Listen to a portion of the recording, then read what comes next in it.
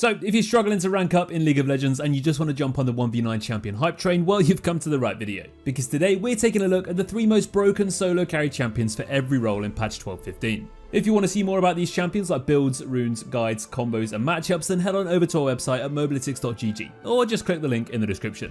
So let's start in a slightly different order today and actually kickstart it with arguably the best solo carry champion in the entire game right now, and the current king of the marksman, Draven. Not Draven. Draven. Draven is the ultimate snowballing sensation. His high risk, high reward kit is designed to be aggressive, and that passive allows you to cash in on that extra gold and complete your items unbelievably early. Those axes deal some pretty stupid damage, and as long as you can catch them, you're just going to get more and more gold when you kill someone.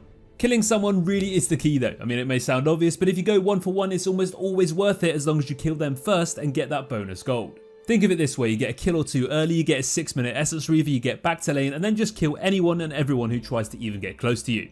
As soon as you have this item, your mana issues subside, and now you can spam that W, making immobile enemies stand no chance of escaping you, and then you just get insanely fed, and strong enough to kill anyone else on the map who tries to gank you or tries to shut you down. Snowballing the lane phase to the point of no return is a big part of carrying on Draven, because then you get out of lane phase and no one in the rest of the game can deal with your insane damage. And aside from some seriously reliable CC, you're just going to be impossible to shut down. Now if you really want to carry games on your own from that bot lane, you should definitely try learning this guy, because if you get the hang of him, you can easily start climbing if you're good enough. Next up in that AD carry position, we have someone with a fairly different playstyle, Twitch. Quite the opposite to Draven in terms of his laning dominance, but that's not to say you can't slap in the lane phase anyway if you play it well enough. Twitch definitely does have a far more punishing lane phase than Draven though, and it's pretty horrible when you're being pushed in and poked down, so you're going to need to be able to farm and trade efficiently if you do want to play the rat properly. The thing is though, all you actually really need is your ultimate and an item or 2, and you can just 1v5. Twitch's AoE damage is absolutely absurd, and if people do forget about you even for a second, you'll just appear out of stealth and delete everyone and everything that you see. Twitch's power spikes are pretty crazy too, your first one being Blade of the Ruin King completed, which instantly gives you a ton more damage. Then you get Kraken, Runards, IE, Lord Doms, and with each item you just get more and more difficult to play against. And then once you've got every single one, your ambush potential in teamfights is enough to win games on its own, as long as you avoid those cheeky control wards anyway. If you like stealthing around the map, picking people off and ramping up gold because you're decimating teams with your ultimate in teamfights, well, Twitch is for you. Our third solo carry ADC is Samira. And she's probably not quite as consistent as Twitch and Draven at the moment, but her potential to 1v9 is possibly even higher if you can get fed enough. Samira's AoE damage, healing and mobility with those E resets make her a complete demon in those fights when you can just pop off. As long as there's no real hard CC to prevent your ultimate, you're just going to kill everybody. There are several supports in the game that Samira clicks so well with, like Alistair, Nautilus and Renata, but you still also have the potential to do quite a lot by yourself. You get in range with your passive on top of some allied CC, you combo them quickly to get that ultimate ready, you press R and you laugh as you deal a huge amount of damage and healing. Samira's W is also one of the best abilities in the game for any AD carry too. I mean, it's literally a Yasuo win wall that you can't miss, and if you time it right, you can remove any opportunity for enemies to actually outplay you. Now, Samira may struggle against certain team comps and matchups, but so does every single champion. And there's always still a way for you to find that perfect angle, get stuck into a team, and clean everyone up in a matter of seconds. If you haven't tried her yet, consider giving her a go. She's a lot of fun, and she could win you a lot of games in solo queue. Now let's move into the jungle, and our first solo carry champion to talk about here is Rek'Sai. Now she really is all about the early game, those punishing ganks and skirmishes and her crazy early game damage. Rek'Sai really does need to dominate the early stages though, because once it gets later into the game she falls off tremendously. Basically though, she just runs around the map, ganks with her tunnels from unpredictable and creative places, gets super fed and just wins every skirmish 2v2 or 3v3 imaginable. The damage that this champion deals with just a few items early game is enough to one-shot anyone she wants, and she can also take on multiple targets pretty easily too. Because of just how strong she is in the early to mid game, she can also secure those early dragons pretty easily too, take down those rifts well and set up dives with her ultimate and become a bit too impossible to deal with. Now aside from being against the clock and needing to end the game early, she's an amazing choice this patch, and as long as you have a very aggressive playstyle, enjoy the free elo. Our second jungler is Kayn, and this guy is popping off again at the moment. So when Kayn is good and he's got a decent win rate, he's usually very popular. And despite being a little lackluster early game, he just gets better and better as games go on, especially once you've got that form. Talking of those forms, whether you go red or blue Kayn right now, he's doing really well. With red Kayn, you've got decent damage and mobility, but incredible survivability and healing. If you're against melee comps, you can deal so much disruption and damage and can almost feel impossible to kill unless they're stacking loads of CC and anti-heal. Your R is your get out of jail free card and allows you to limit test and take risks easily and so often come out on top anyway. Then you've got Blue Cane, which is just all about dealing ridiculous amounts of burst damage and being as slippery as ever. It can be so difficult to play against this guy if you've got a squishy team comp with not too much CC, kinda like Master Yi on steroids. Whichever way you play or build Kane though, his 1v9 solo carry potential is up there with some of the best in the entire game. Fiddlesticks is our last jungler in this list, and I doubt there's too many people that will even need me to explain this one. Fiddlesticks is exceptionally strong right now, and all you need to do is not int in the early game and just get to level 6. If you learn how to clear that jungle effectively too, that you can actually clear much faster than most junglers in the game and get that ultimate sooner as well. Once you do have that ultimate though, the Rift is now your playground. You want to use it every single time it's up, and you will genuinely become a carry machine. As the game goes on, your threat just gets higher and higher. Whether it's an early dragon fight or a game-winning Baron play, the Crow Storm is the stuff of nightmares for any opposition. Alongside that devastating ultimate though, you have a ton of CC with the fear in your silence, you've got loads of sustain with your drain healing you right back up to full health, and you've also got incredible vision control with your passive. Fiddlesticks just has all of the tools he needs to carry games by himself, especially when paired with his overall strength in the game at the moment. So if you are a Fiddlesticks enjoyer, then crack on. Moving into the mid lane now, and first up we have Zed. Now Zed is always a contender for these lists, but since those buffs recently he's just got better and better, and now he's up there with the big guns. Zed has boasted one of the highest ban rates in the game for as long as he has existed. People just hate playing against him, and currently in this patch, it's as obvious as ever. Zed is a mobile assassin who just always has the ability to solo bolo his enemy. If he does get that lead, he can keep it really well and start snowballing and diving his enemy on repeat.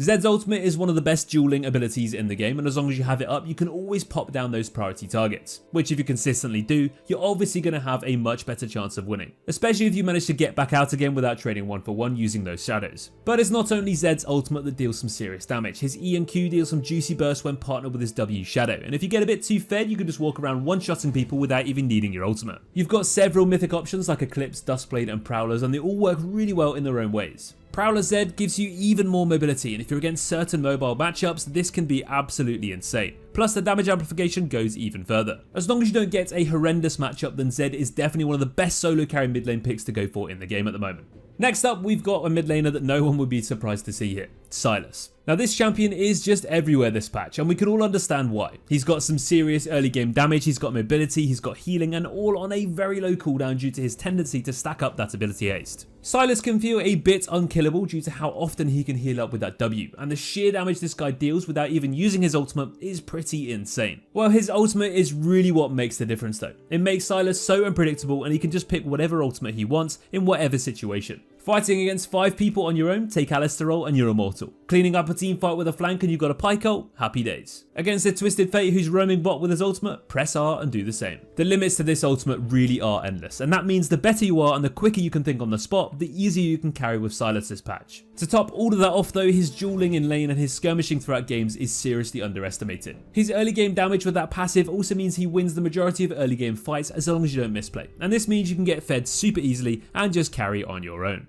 Our third mid lane pick to solo carry games with this patch just has to be Swain. Ever since that mid-scope update where they changed the way his ultimate works and changed a few other bits in his kit, he's just been a bit broken. At first he was being played in 4 different roles, but now he's definitely firmly settled into that mid lane. But why is this guy so good at carrying games then? Well, first up, in the early levels he has really good gank setup and catch potential with his E, he's got really good poke damage with his Q, he can scout out vision with his W, and that's before he even gets his ultimate, which is really where he comes into his own. Swain's ultimate makes him a bit unkillable, and you can 1v2 junglers and mid laners so easy with this ability as long as you stay in range for it to keep channeling. If you partner that with the rest of your abilities, your E and your Q, you can deal some serious burst damage, especially with the second part of your ultimate too. The later the game goes on, Swain gets more and more unkillable, and he also deals a crazy amount of damage over time with that Liandry's if you build it, and of course his ultimate. You're like a tanky mage sponge that just takes in so much damage and deals a hell of a lot too. And when it comes to those 5v5s, your impact is going to be completely undeniable. Even if your team is seriously far behind but you're playing Swain and you got a few kills under your belt, you can solo carry those games by pressing R and just launching yourself into a whole enemy team. Give it a go and let us know how you get on.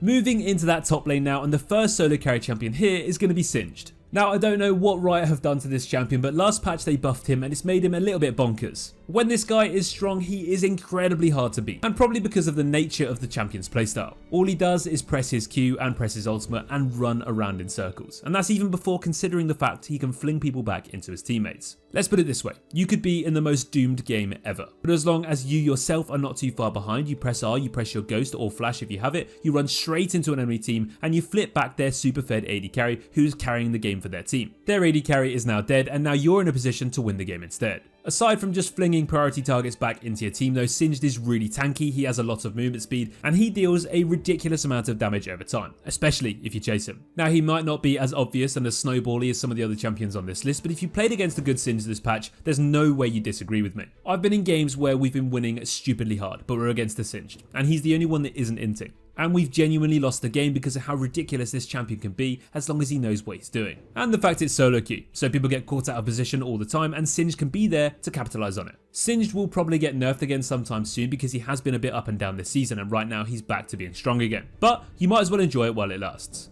Aatrox has been everywhere as well recently. Now unlike Singed, the way that this guy carries games is pretty damn obvious. He packs a really good amount of early game damage and mobility with those Qs and dashes, and if he hits those sweet spots regularly, you're probably going to struggle to lane against him. Aatrox is the definition of a lane bully and the definition of one who wants to snowball. You have to be super careful if you're playing against an Aatrox because if you do give up 1 or 2 kills, he's probably just going to roll all over your team. The way you play Aatrox is you aim to get a lead early game, and then you bring as many people up to that top lane, press your ultimate and try and take them all down by yourself. Aatrox is one of the biggest 1v2 or 1v3 demons in the entire game right now. The ultimate's healing and the sheer amount of damage and mobility this guy has, and AoE damage by the way, is absolutely unrivaled. He does take a bit of practice to get used to those basic abilities, but once you've picked him up and once you've learnt him, you can seriously understand very quickly just how easy it is to carry with this guy. Now he might not be the best team fighter in the world, but it's all about getting a lead and snowballing to the point where no amount of enemies can actually kill you. If you do get fed enough, you just side lane, you bring everyone towards you, your team gets the rest of the map, and you just kill everyone in your path. GG, well played.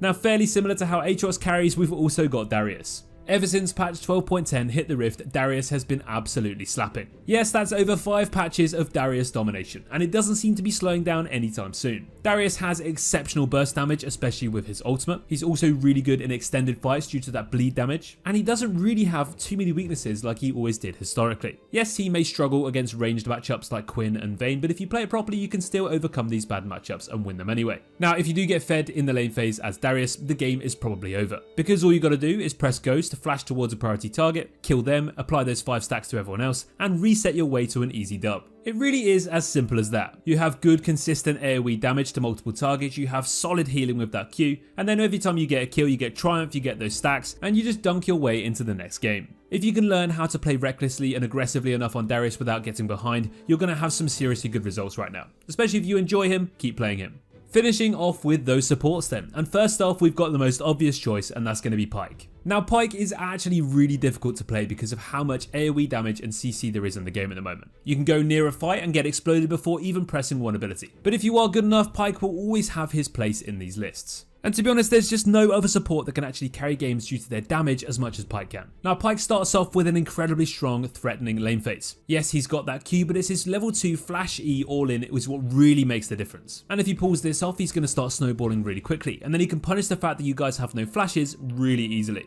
Pyke's Q is a massive threat throughout the entire lane phase, especially if you don't have summoners. And if he does manage to land this often enough, he's going to carry the lane phase alone just from this. Then he can get such a good gold lead that he can get those upgraded boots early, he can roam around the map, and then once he gets his ultimate, he's going to be the king of skirmishes. Pyke is a bit of a weird one because he loves it when he can engage and make picks, but he also loves it when he can flank and clean up. There's a fine middle ground where he isn't that great, which is a full-on 5v5, but either side of that 5v5, he's an absolute monster. If you can understand how to play to these strengths and work out when and where to fight, you're going to win a lot of games solo carrying as Pyke this patch. Next up we've got Bard, and he doesn't carry games with his damage, but he carries games with his creative outplays instead. Now Bard is never going to be the strongest 2v2 champion in the game, so his laning is not his strong suit, and you do need to understand this when you're playing him. However, just because he's not great in 2v2s doesn't mean he can't win them anyway, but the main thing he offers is that outplay potential and the way to set up ganks and fights. To be honest, you should be impossible to gank when you play Bard because you just tunnel out there after stunning the jungler. But if you want to set up ganks instead, you have incredible ways to do it. Get behind your enemies with your magical journey and send your jungler and yourself in towards them. Land that double stun on the enemy AD carry and support and laugh as your jungler sweeps in for a double kill. Collecting chimes is a perfect opportunity to roam, and when you roam on Bard you can set up kills so easily. Setting up kills whilst roaming is not just what it's all about though, but it's also turning fights into your team's favour. Put it this way, imagine your mid laner is about to get dove, you send an ultimate his way, you swoop in with your journey with your jungler, you double stun them and GG well played. That's just one of millions of examples of how Bard can be effective and carry games by himself. Now Bard is never going to be able to just jump into a team fight on 1v5 with his damage because he doesn't really have that much. But what he can do is defy the odds and turn around any type of fight into his team's favour.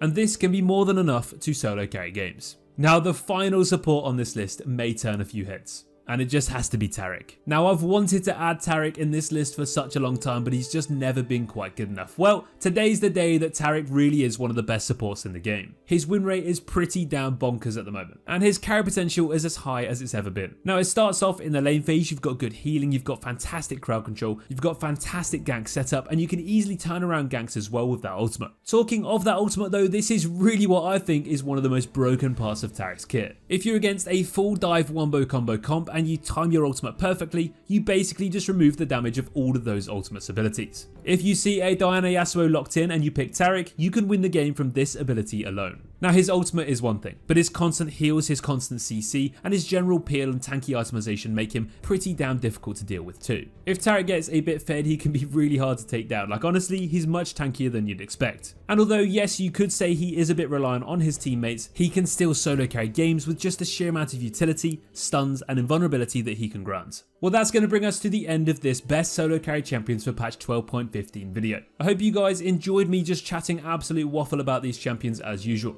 and we hope you agree with our choices. Now don't forget, if you want to see all of those builds and guides and counters and combos and everything else for every single one of these champions, then head on over to our website. Just click the link in the description. It's that simple. Thanks for watching guys, and we'll see you in the next video. Take care.